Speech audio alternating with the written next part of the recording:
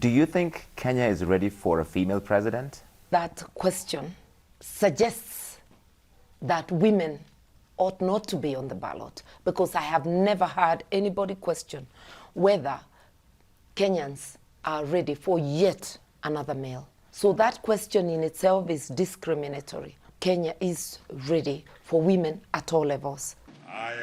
Women held only 23% of seats in Kenya's last parliament, the fewest in East Africa. This election is believed to have the most women running for office ever.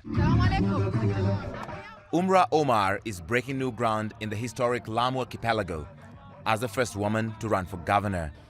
It's a long-shot campaign in a conservative coastal region where women struggle to get elected. If we're to address the challenges that we're facing as women, as young people, as indigenous communities, then we have to be taking up the political battle. A former CNN hero for her work providing free medical care, Omar is a respected member of this community. But even that didn't insulate her from political attacks. So we're getting like jabs from both the big old dudes, almost kind of pissed off, like, how dare you? If you were to win this seat, you'd be one of the very few female governors in Kenya. Kenya right now only has 3 female governors. Why do you think that is? I feel like we have accepted mediocrity way too much. There is no single explanation why women are a key part of Kenyan society but remain underrepresented in elective politics. Some key reasons: socioeconomic barriers, culture, and religion.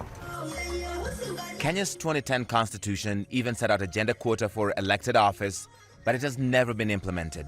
They actually asked supermajority male institutions, hey, we need you to make sure that you're no longer supermajority male. And the men said, no thanks, we won't do it. You have to make us.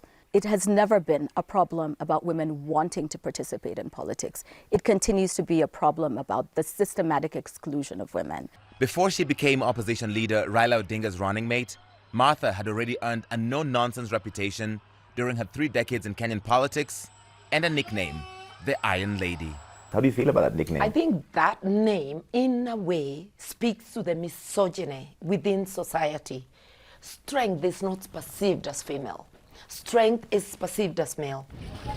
Though expensive campaigns, violence, and sexism are used to deter women from Kenyan politics, they keep running anyway. Martha Karua points out that nickname, the Iron Lady, was also used for Margaret Thatcher, the former British Prime Minister. She says this patriarchy and misogyny exists, but it has reduced in the 3 decades she's been in politics. But the way Kenyan women are fighting that systematic exclusion is by constantly organizing and advocating, and that is why in this election a record number of women are running, and if more of them get elected, then this country is closer to having that gender parity. Linda. That is good. And Larry, of course, some observers believe that the election results could be close. What's the chance we'll see a runoff? It's very likely there might be a runoff in this election for the first time, Linda, because under the Kenyan law, the candidate that wins the presidential election has to get at least 50% of the vote plus 1.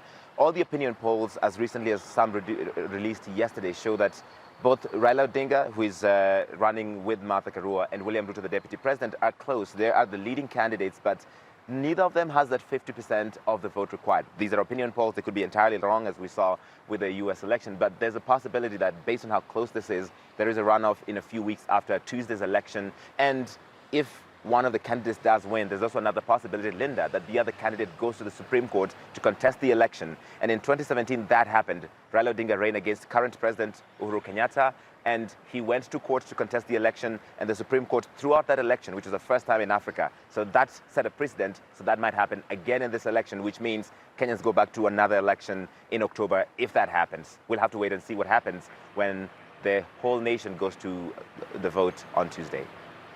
And of course, Larry, inflation, rising food prices, rising fuel prices, major concerns. What will people be thinking about as they vote on Tuesday? The economy is at the top of everybody's mind here, Linda. After the pandemic, which battered this economy, and then the drought that's been hitting parts of the country. There's record unemployment here. The cost of living has gone up, partly because of the impact of the Ukraine war. Food, fertilizer, and fuel prices have risen considerably. So whoever's promising to tackle that is going to be the top of the people's minds. The Deputy President, William Ruto, is pushing what he calls a bottom-up approach to make sure that ordinary people have a leg up in the economy, that they get jobs, they get a decent shot at life. And Raila Odinga, the current opposition leader, says he's the one who knows how to turn the economy around. All right, Larry Madowo, good to have you on the story for us. No doubt we will speak in the coming days. Thank you.